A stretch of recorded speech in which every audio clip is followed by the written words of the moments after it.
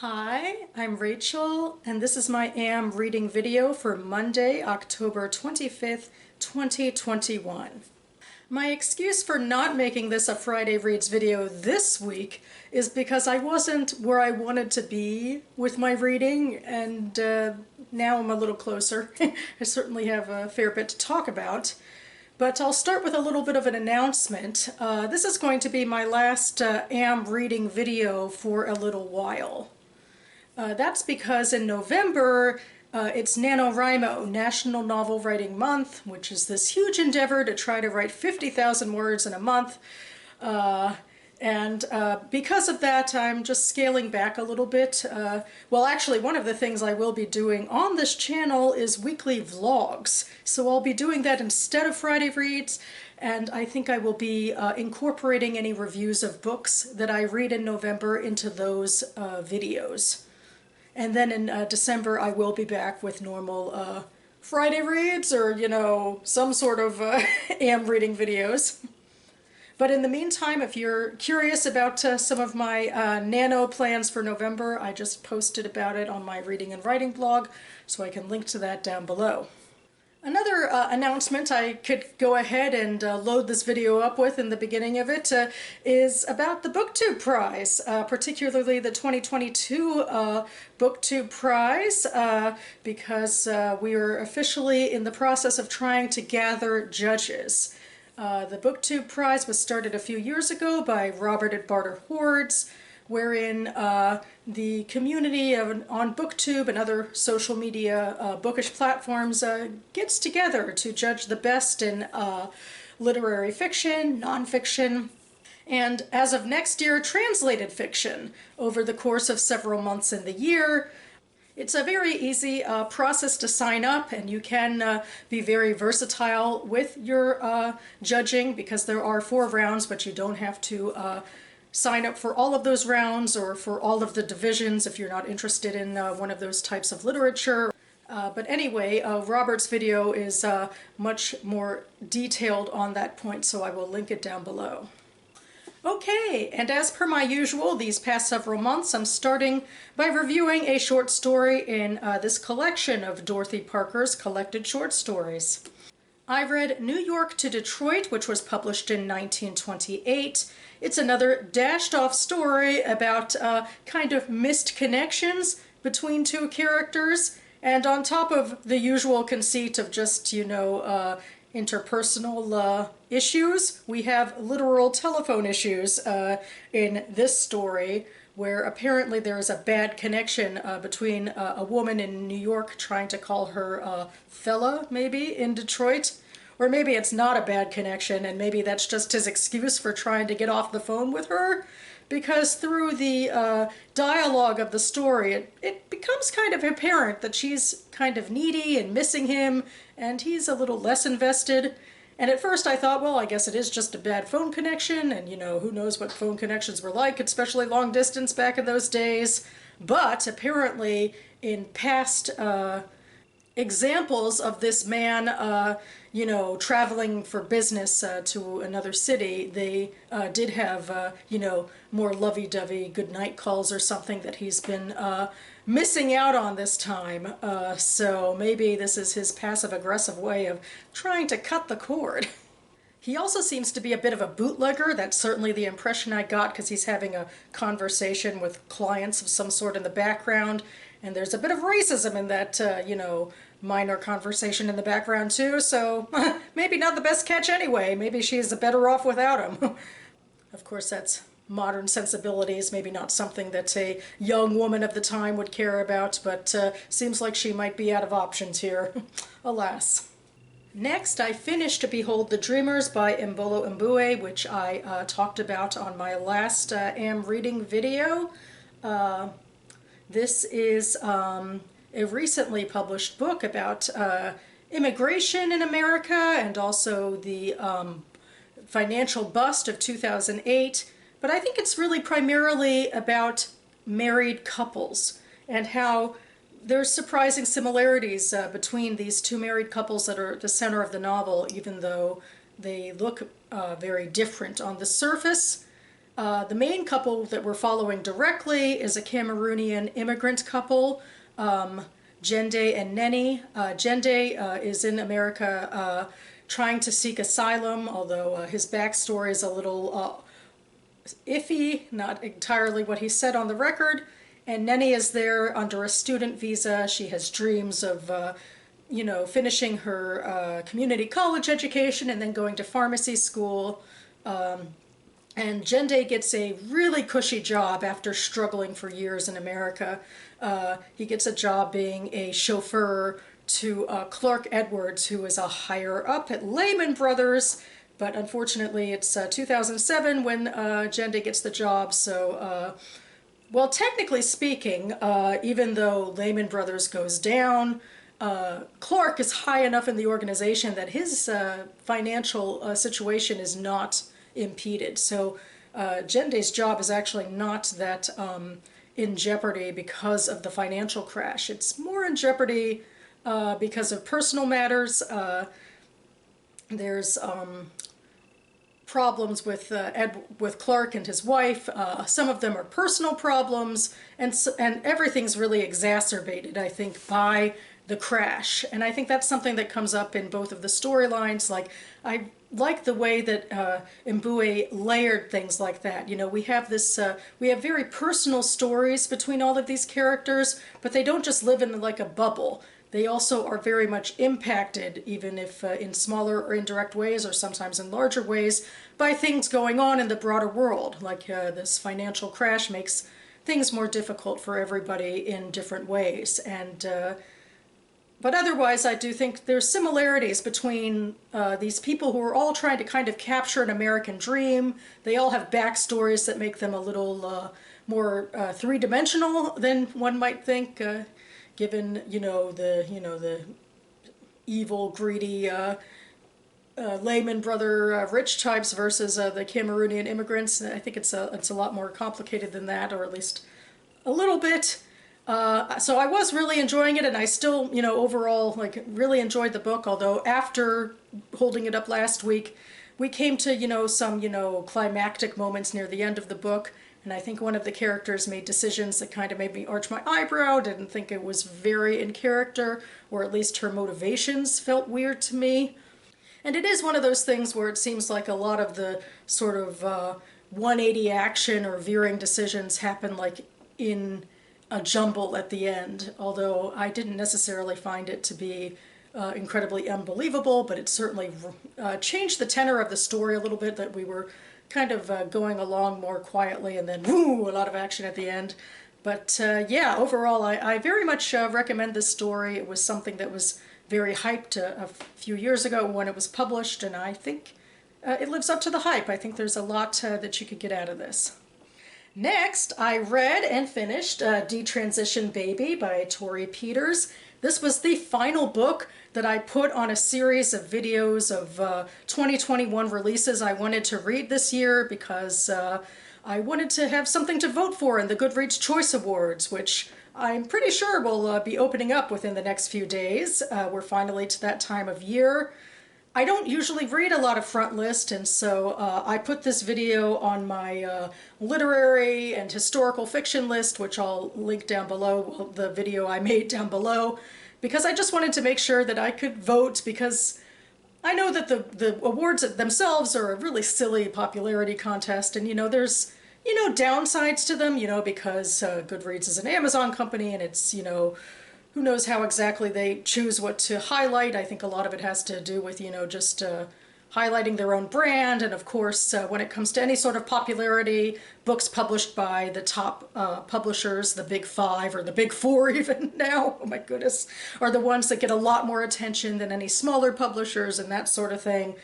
But I really, I don't know, I find it really fun to participate, and I really get a lot out of Goodreads myself, out of a place to store my reviews and what have you. So I just have a lot of fun with it. So I'm excited that I read this book because I wanted to be able to have a variety of things to choose from and then vote for something for the GCA. But I'm kind of highlighting that bit of it with this book on purpose because this one wasn't really my favorite. I think there's a lot of really interesting stuff in here, but I'm not sure how well it came together. This is the story of a queer family of sorts, or a queer experiment, where there's a conception of a baby between a cis woman and a detransitioned man. So the cis woman, his boss, is Katrina. The man, Ames, used to be a trans woman, Amy, and until he found it too difficult to maintain that identity because of issues that are brought up in the book. And so he detransitions back into a man. And so they're about to have a child, but he has very mixed feelings, really, about getting into this sort of heteronormative thing, especially identifying himself as a father. And so he wants to bring in his ex-girlfriend, a trans woman named Reese, who has these aspirations of motherhood, which, of course, she isn't really able to fulfill on her own, but he feels like he can bring Reese in and that they can be parents in a queer way, the three of them, to a child. So part of the book is about the three of them kind of exploring this idea together and exploring the idea of queer identity, particularly in a sexual way, about sexual identity.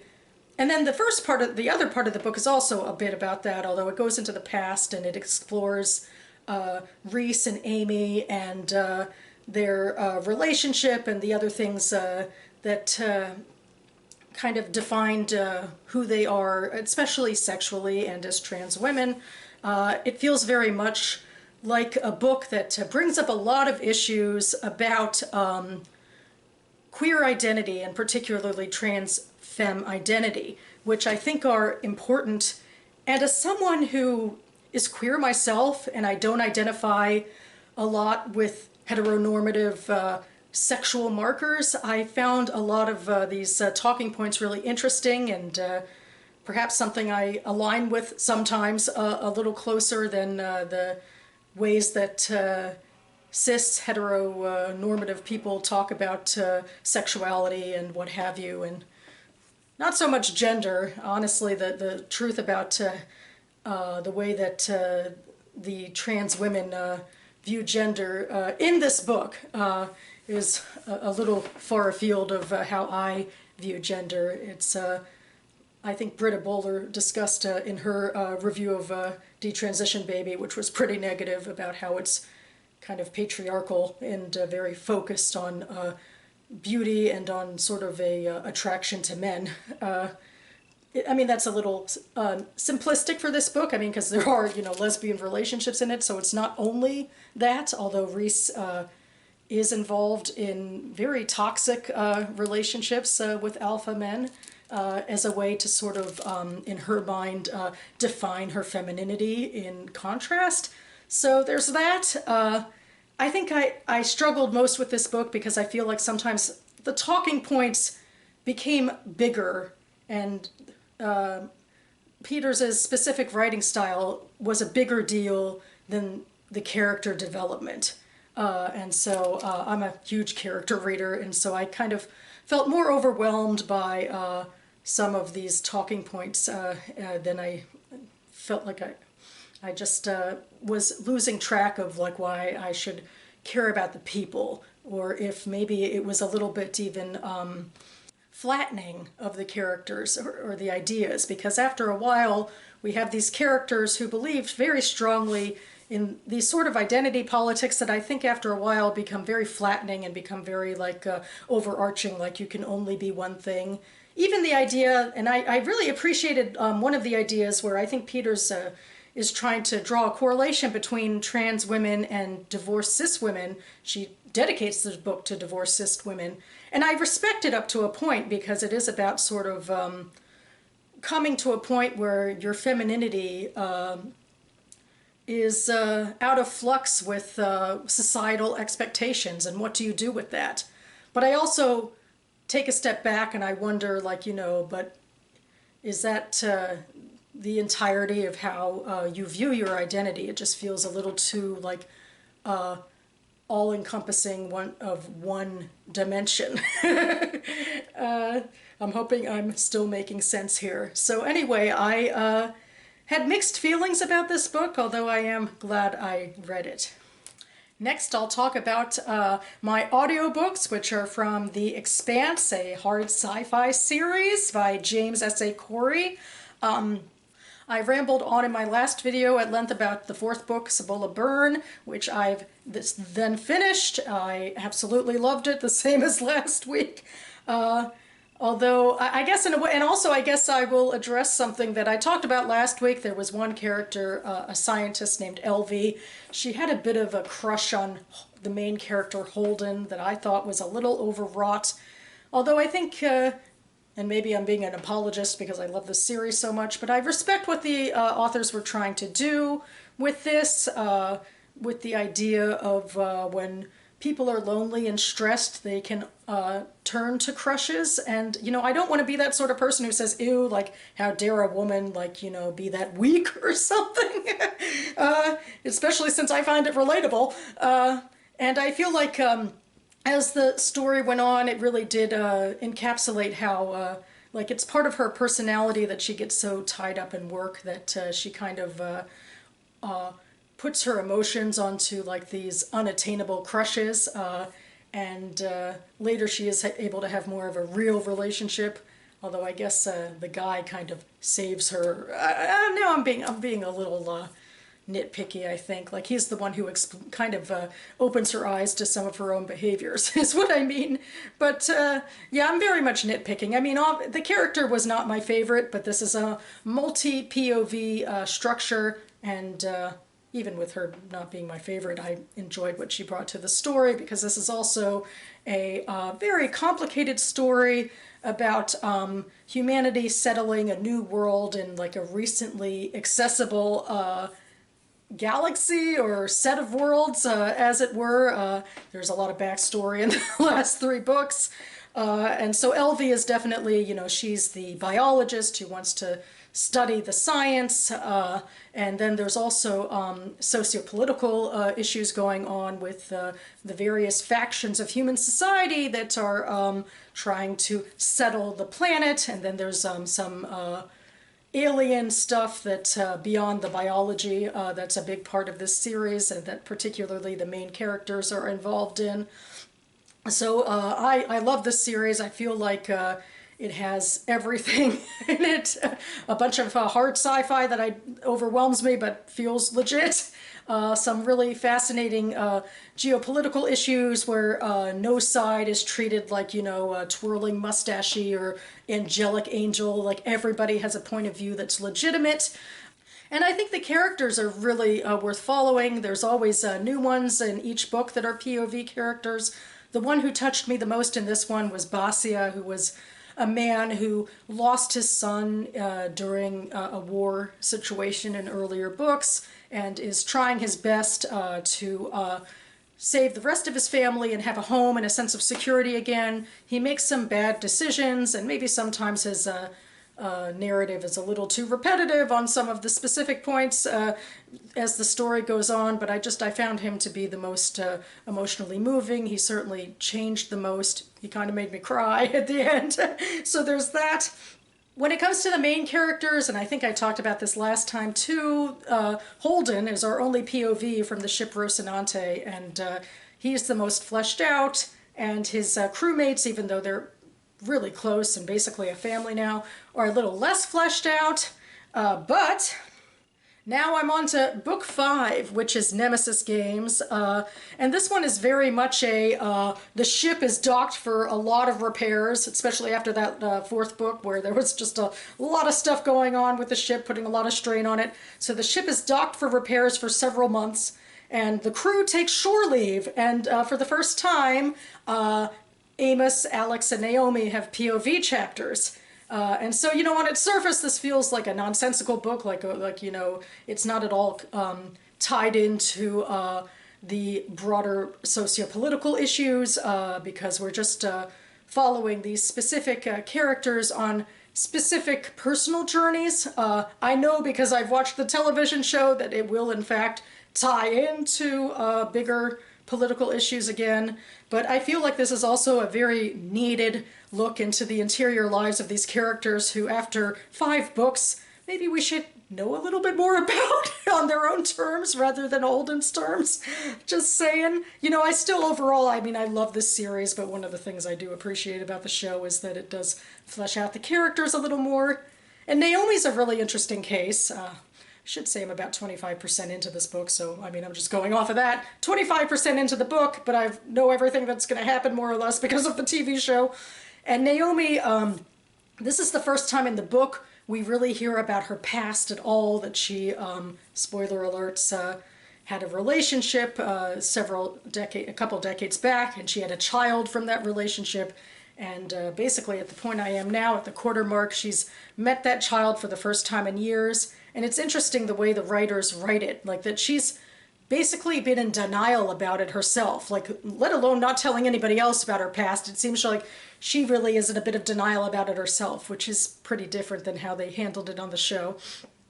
So that's kind of interesting, I guess, but I do prefer the show in that aspect. But still, I'm very excited to see how it's going to play out, comparisons to the TV show that it's probably my favorite thing on the air right now, so there we have it. Next, well, I've barely made a dent in this book at all so far, but here we go. It is Little Red Riding Hood Uncloaked, Sex, Morality, and the Evolution of a Fairy Tale by Catherine Orenstein, which I chose a couple weeks ago in my page 112 tag video that I will link down below. This is very much looking at a very famous fairy tale. I think we mostly know the Grimm's fairy tale version, the Grimm brothers version from the Victorian age, but in fact it was first pretty much penned during sort of the French court of Louis XIV and was meant to be commentary for the salacious court of adults rather than, you know, instructive for children. It's a major part of this book about how different societies have shaped Little Red Riding Hood, the character, and I think even Ornstein will go into earlier stories that might have inspired the French version, which is technically the first version. Oh my gosh, I'm only a couple chapters in, but I feel like, why did I stop reading? I'm very invested in this. I have an affinity for the Little Red Riding Hood, for the messages about sexuality and instruction for young women and their relationship to sex and to men and in society that the story brings up in different ways. This book does, Ornstein points out explicitly in her intro, focuses on stories that are centered around American and European versions, even though I think the story also exists in some way in other areas. This is very Western focused because she just takes a few of the stories and then analyzes what they're about. There's going to be references not only to the further past, but also to movies and how the ideas have manifest in the present. So I'm very excited. I wish I could just take off work and keep reading, but I can't. But I'll hope to be finishing this one very soon. Especially because I continue to have more unread books on the docket, including this one, Ruth by Elizabeth Gaskell. This is her third published novel, I believe. I'm hoping to get through her 3 first novels for Victober. I haven't started any of them yet, so it's going to be Vic Week, basically, rather than the whole month of October is Victober. We'll see what we can do. And I guess that about covers it for me now, with that note of anxiety that, in fact, even though I, pointed out a lot of books that I've read this weekish, I still have so much I want to read before the start of November and NaNoWriMo. That's a lot to squeeze into a week, especially I was talking about not being finished with a couple of books and then having Victober books that I still want to read. And plus I have to work and all that good stuff, so I don't know, it hasn't felt like the most productive reading month overall. I think I was sick a week or so ago and I kind of fell off the wagon a little. Maybe that's what I'll lay the blame on. But anyway, we'll see how it goes. Can only do so much as we can do, read so much as we can read. But I will be back on this channel within the next couple of days to do my October book haul, so stay tuned for that. In the meantime, I hope you are all feeling more optimistic than I am, I guess, about where you are with your reading goals as we near the end of this month. I'll certainly be in your corner either way. Thanks so much for watching, everyone, and I'll see you next time.